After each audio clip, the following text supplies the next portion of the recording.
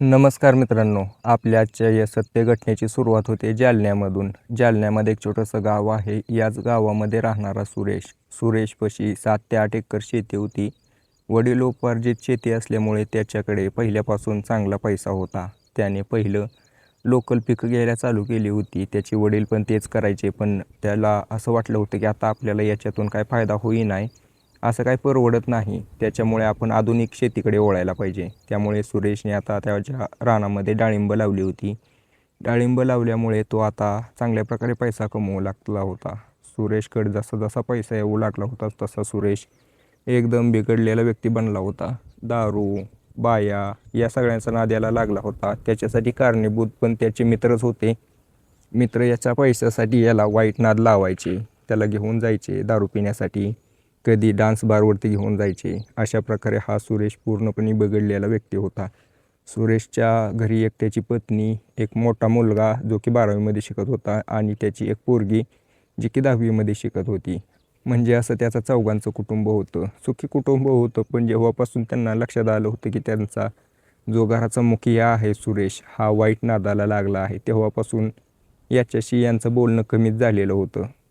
अगोदर तर सुरेशची पत्नी भरपूर मेहनत करायची रानामध्ये, पण ज्यावेळेला तिला समजलं की काय उपयोग नाही काम करून, जेवढं पण काम करतोय, जेवढी मेहनत करतोय, त्याचा सगळ्यात जास्त फायदा हा सुरेश उचलतोय. आपल्याला काही घंटा मिळत नाही. त्यामुळे तिने मेहनत मजुरी करायची कमीच केली, रानामध्ये लक्ष द्यायचं कमी केलं. तेव्हापासून आता बागेवरती लक्ष कमी झालं. याच कारणामुळे आता सुरेशला काही पैसे भेटत नव्हते. रानात कोणी लक्ष देत नव्हतं. पैसा यायचं काहीच कारण नव्हतं. सुरेशची आता पूर्ण गोष्ट लक्षात आली होती की आपली पत्नी तर आता रानामध्ये लक्ष देत नाही, काम करत नाही. तर आपण आता काहीतरी मेहनत केली पाहिजे. आता मजूर लावले पाहिजेत. असा विचार करून हा जो सुरेश आहे, गावातल्याच काही महिलांना कामासाठी घेऊन येऊ लागतो. रोजंदारीच्या जीवावरती त्याने आता शेती चालू केली होती. शेतीमध्ये उत्पन्न येऊ लागलं होतं पुन्हा पहिल्यासारखं त्याने तेच चालू केलं. दारू पिणे, नशा करणे, बायांचा नाद करणे. आता याच नादामुळे सुरेशसोबत पुढे चालून एवढा मोठा कांड होणार होता. त्याच्यामुळे याला स्वतःचा जीव गमवावा लागणार होता. तर काय आहे घटनेचा पूर्ण तपशील देतो. याच्या आधी मी तुम्हाला मित्रांनो सांगू इच्छितो, या सगळ्या ज्या घटना घडलेल्या आहेत मी तुमच्यासाठी आणत असतो. तुम्हाला याच्यातून काहीतरी शिकायला भेटलं पाहिजे असं माझा विचार आहे. त्याच्यासाठी तुम्ही चॅनल सबस्क्राईब करून नक्की ठेवा. व्हिडिओ आवडत असतील तर लाईक पण करा.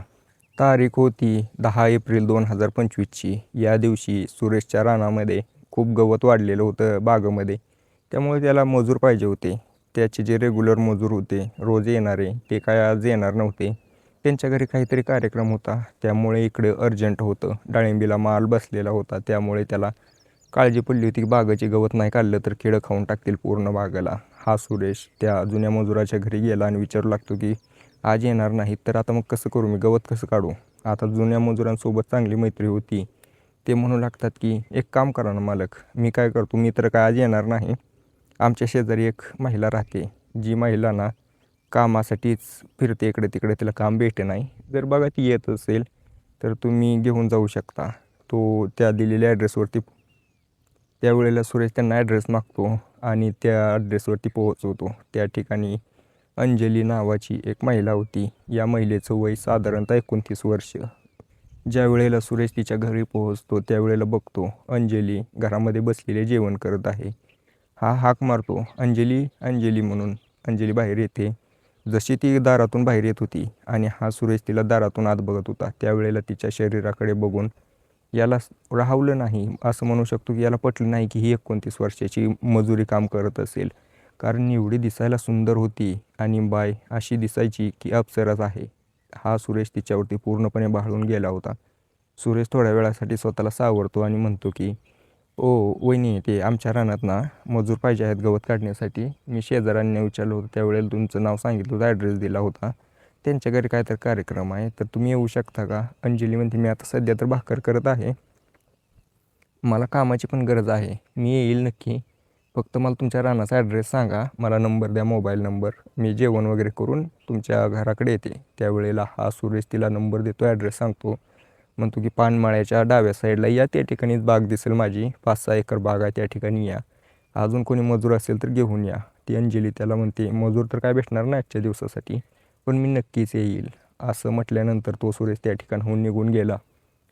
सुरेश घरी पोहोचला. त्याची पत्नी त्याची वाटच बघत बसलेली होती. कारण त्याची पत्नी त्याच्याकडे भरपूर दिवस झालं एका सोन्याच्या हाराची मागणी करत होती. त्यावेळेला 2025मध्ये सोन्याचे दर एवढे काय नव्हते.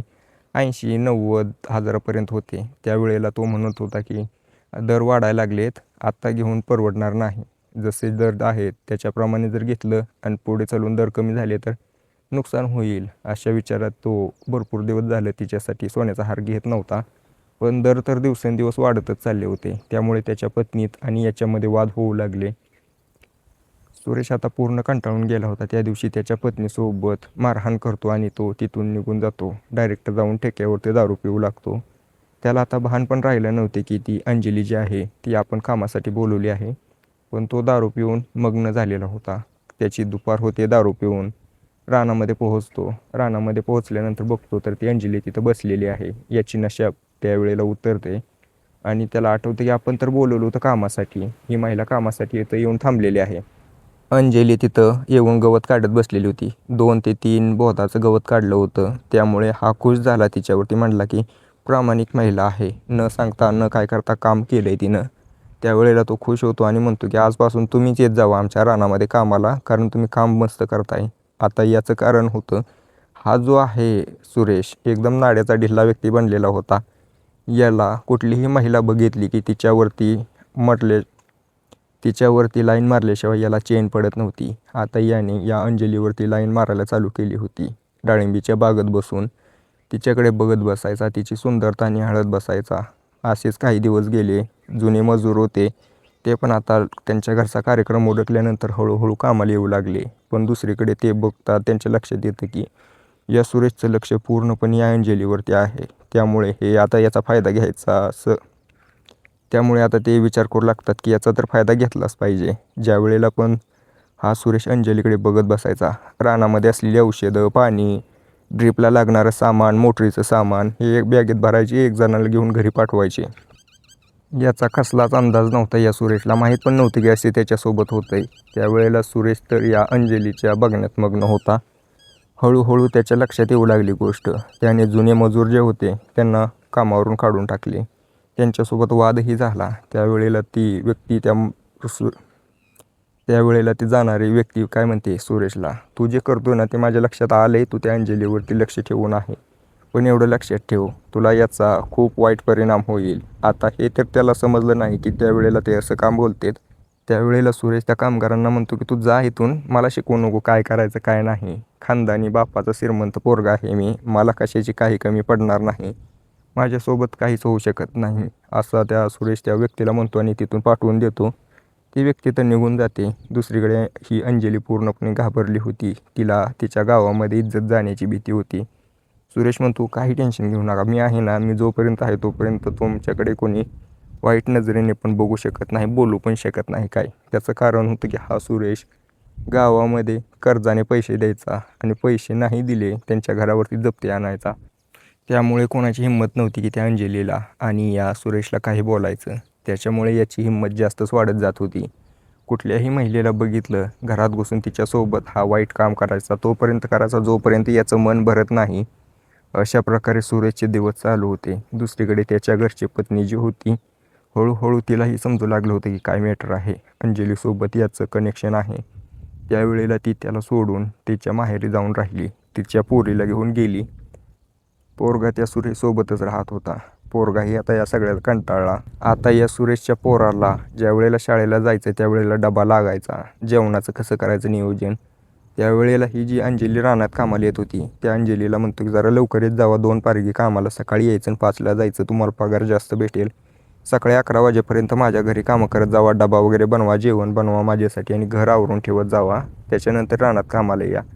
ज्यावेळेला अंजली हे ऐकते त्यावेळेला ती स्वतः तर सुरुवातीला थोडे वेळ गप्प बसते. म्हणते हे असं कसं करू मी, माझी कामं सोडून आणि वरून या व्यक्तीच्या घरी जायचं म्हणजे आधीच पहिल्यापासून माझ्या विरोधात काही पण बोलत आहेत गाववाले, हे शक्य नाही. पण हा सुरेश जो आहे अंजलीला थोड्या वेळासाठी समजावून सांगतो. म्हणतोय माझी पत्नी गेली गावाला आणि माझा पोरगा शाळेला जातो, त्याचं आयुष्य वाटोळं होईल, बघा तुम्ही होत असेल तर. पोराचं नाव ऐकून ही अंजली त्या ठिकाणी होकार देते आणि त्याच्या घरी जाऊ लागते. त्याच्या घरी जाऊन डबा वगैरे करायची, पोराला बांधून द्यायची. आता गावामध्ये वेगळीच चर्चा चालू झाली. या सुरेशने बायको गावाला पाठवून एक बाय आणून ठेवली. चर्चेला उधाण येऊ लागलं होतं आणि आता हा सुरेश जो आहे या सगळ्या चर्चांना कंटाळून गेला होता. त्यामुळे या सुरेशने एक दिवशी या अंजलीला विचारलंच, काय करू शकतो मी आता, बोल, मी काय करू याच्यासाठी. अंजली त्याला म्हणते की मी तर काय करणार आहे, माझाही पती बाहेर राहतोय आणि तोही घरी नसल्यामुळे ह्या गावात चर्चा होणारच. आता मी तर काय करू शकत नाही, चर्चा तर कोणाचं तोंड दाबू शकत नाही, जे होईल ते होईल. हे दोघं रानात बसून असंच बोलत होते. त्यावेळेला अचानक काय झालं काय माहिती, अंजलीचा मूड बदलला, या सुरेशचा मूड बदलला. डाळिंबीच्या रानात गवत काढत होती अंजली. तिच्यापाशी पोहोचला, रानामध्ये कोणी नव्हतं. तिच्यापाशी पोहोचून तिच्या शरीरापाशी जवळजवळ जाऊ लागला. बोलत बोलत तिच्या तोंडापाशी तोंड घेऊन गेला. किस घेऊ लागला तिच्या शरीरावरती, चांगले वचपे काढू लागला, तिच्या शरीराशी खेळू लागला.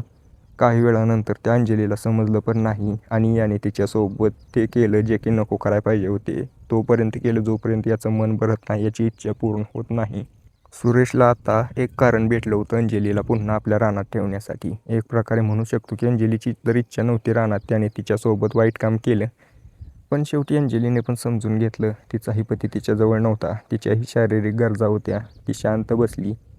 आता या सुरेशला लायसनच भेटल्यासारखं होतं. ज्या वेळेला पण अंजली घरी यायची, 8 वाजता जेवण करायची, पोरगा 8:30 वाजता रानात, याचा पोरगा 8:30 वाजता शाळेत निघून जायचा, त्यावेळेला याला मोकळा वेळ भेटायचा आणि हा सुरेश अंजलीसोबत आता कायम संबंध बनवू लागला होता. त्यावेळेला हा सुरेश या अंजलीसोबत संबंध बनवायचा. अंजली ही त्याच्यासोबत करायची, सगळं साथ द्यायची त्याची. पण पुढे चालून याचाच दूरगामी परिणाम या सुरेशवरती होणार होता. काही दिवसानंतर सुरेशला अचानक उलटी होऊ लागली, रक्ताची अशक्तपणा जाणवू लागला. हा सुरेश जो आहे दवाखान्यामध्ये पोहोचतो. दवाखान्यामध्ये पोहोचल्यानंतर त्या ठिकाणी डॉक्टर त्याची तपासणी करतात, रक्त चाचणी करतात. डॉक्टर त्याला विचारतात की बोला काय झालं, काय खाल्लं होतं का, काय झालं, कुठं गेला होतात का.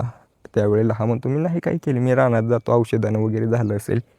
डॉक्टर त्याला म्हणतात की औषधाने नाही झालं तर तुम्हाला जीवघेणा रोग HIV आहे. ज्या वेळेला सुरेश असं बोलणं ऐकतो त्यावेळेला त्याला विश्वास बसत नाही, कारण त्याने त्याच्या आयुष्यात भरपूर महिलांसोबत संबंध केले होते. त्याचाच हा परिणाम होता. आता शोधायचं कोणासोबत केले आणि कोणाकडून झाला आहे. त्यावेळेला त्याला आठवू लागतं की काही लोक म्हणले होते की तू या अंजलीसोबत नको राहू, त्याचे तुला वाईट परिणाम होतील. तो त्या अंजलीपाशी जातो, तिला विचारतो की तुझा पती काय करतो. ती म्हटली मुंबईमध्ये कामाला आहे. मग ज्या वेळेला तुझा पती नव्हता त्यावेळेला तू काय करत होती. अंजली आता थोडीशी इकडं तिकडं बघायला लागते, तिचे हातपाय थरथर कापायला लागतात. आता या सुरेशला पूर्ण गोष्ट लक्षात येऊ लागते. सुरेशला लक्षात येऊ लागतं की ही अंजली जेव्हा पण तिचा पती घरी नसायचा त्यावेळेला बाहेरच्या परपुरुषांसोबत संबंध करायची. त्याच्यामुळे तिला कोणाकडून तर हा रोग झाला आणि आता हाच रोग या सुरेशला झाला आहे. सुरेश आता तिच्यावरती रागवू लागतो, पण काय फायदा नव्हता. झालेलं गेलेलं विषय संपला. त्या अंजलीला तो त्या ठिकाणी शिव्या देतो आणि तिला तिच्या घरी पाठवून देतो. अंजली रागामध्ये तिथून जाते. पुढे चालून याच्यासोबत वाईट काम करणार होती. ती तिथून गेली, पण आता दिवसेंदिवस याची तब्येतच खराब होत चालली. अंजली तर तिथून गेली, पण आता जसे दिवस जातील तसे या अंजलीची तब्येत, पण जसे जसे दिवस जात होते तसे या सुरेशची तब्येत खराब होत होती. याच्याकडे उत्पन्न येण्याचं काही साधन नव्हतं. उभी बाग, माल बसलेली जळून गेली लक्ष नसल्यामुळं. दुसरीकडे पोराची शाळा चालू होती. तोही आता कंटाळून आईकडे निघून गेला आणि ही अंजली याला एक रोग देऊन गेली होती. आता त्यावेळेला सुरेशला परिवाराची किंमत समजू लागली. त्याने त्याच्या पत्नीला कॉल केला. त्याची पत्नीला समजावून सांगितले असं असं झालं आहे, माझ्या शेवटच्या दिवसात मला साथ देण्यासाठी ये. त्याची पत्नी नाराज होती, पण ती हळहळ व्यक्त करू लागली. त्यावेळेला ती तिच्या माहेरून सासरी आली, त्या ठिकाणी सुरेशसोबत राहू लागली. त्यावेळेला त्याचे हाल बघून तिला वाईट वाटलं. तिने ठरवलं की आता याच्यासोबत जे झालंय ते कोणासोबत होऊ द्यायचं नाही. त्याच्यामुळे ती त्या अंजलीच्या घरी पोहोचली. त्या ठिकाणी पोहोचल्यानंतर त्या अंजलीला बाहेर बोलवते. हिच्या हातात एक कुऱ्हाड होती. तिला समजलं होतं की सगळं अंजलीमुळं झालं आहे. अंजलीच्या डोक्यात एक कुऱ्हाड मारली. अंजली त्या ठिकाणी संपली. पोलीस त्या ठिकाणी पोहोच झाले. हे सगळं दृश्य आसपासची लोक बघत होती. पोलिसांना फोन केला. या महिलेला पकडून ठेवलं होतं तिथं. त्या ठिकाणी पोलीस पोहोच झाली लेडीज कॉन्स्टेबलसोबत. या अंजलीची बॉडी बघितली तर त्या सुरेशच्या पत्नीला ताब्यात घेतलं. तिच्या हातात कुऱ्हाड होती, साक्ष होती पोलिसांकडे, भरपूर लोकांनी बघितलं होतं. त्या ठिकाणी तिच्यावरती गुन्हा दाखल करून ताब्यात घेतलं. त्यांना कारण विचारलं. त्यावेळेला तिने सांगितलं की असं असं घडले, याच्यामुळे माझा पती मृत्यूच्या दारात उभा आहे आणि असं कोणासोबत होऊ नये म्हणून मी केलं. आता पोलीस म्हणले तुझं म्हणणं तर बरोबर आहे, पण तू कायद्याचा उपयोग करायला पाहिजे होता.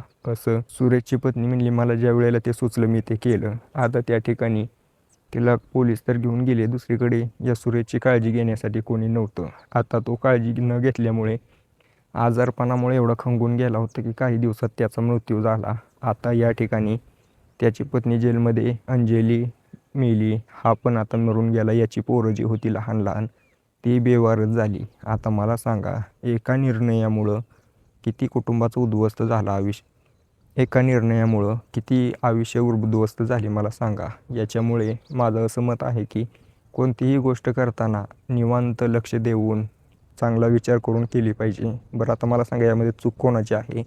तुम्हाला जर काय वाटतंय ते मला कमेंट बॉक्समध्ये नक्की सांगा.